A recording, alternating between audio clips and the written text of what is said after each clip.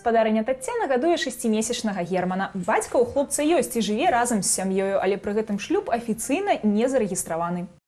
Таццяна цяпер у дэкрэтным адпачынку. Сям'ю цалкам забяспечвае бацька Германа. Некалькі гадоў таму Таццяна лічылася б адзінокай маці, ды атрымоўвала б павышаную дапамогу на дзіцё. Але цяпер такіх ільготаў няма. Але і праблемаў ад жыцця без штампу ў пашпарце, акрамя псіхалагічных, у маладой сям'і не бачаць. Очень часто, когда записываю ребенка в поликлинику, меня спрашивают, фамилия. Я спрашиваю, чья? Я говорю, моя или ребенка? Вот, наверное, чисто вот этот момент, наверное, эмоционально как-то вызывает такие затруднения, когда там у меня одна фамилия, у ребенка другая.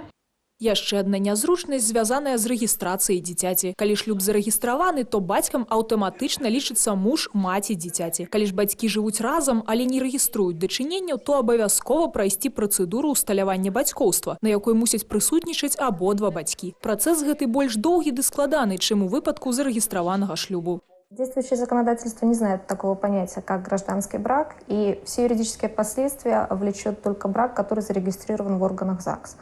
Соответственно, гражданский брак сам по себе не порождает вообще никаких прав и обязанностей у лиц, которые проживают друг с другом совместно.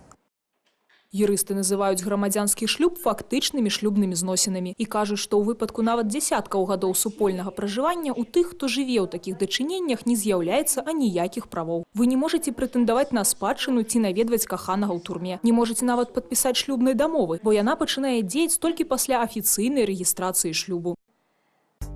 Паводле звестак Беларускага статыстычнага камітэту, у Беларусі з 1000 шлюбаў 530 распадаюцца. Паказнік колькасці разводаў знізіўся апошнія гады, але застаецца катастрафічна высокі. У 2013 годзе распалася шлюбаў у 20 разоў больш, чым у 1950. А кожны развод – гэта яшчэ і падзел маёмасці.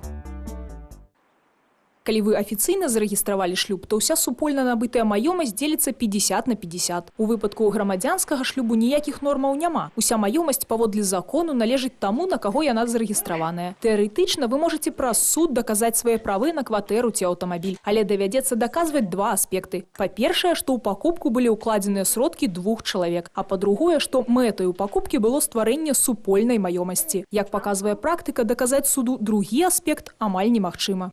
Я бы порекомендовала оформлять им, если это касается, допустим, недвижимого имущества, я бы порекомендовала им оформлять имущество в долевую собственность.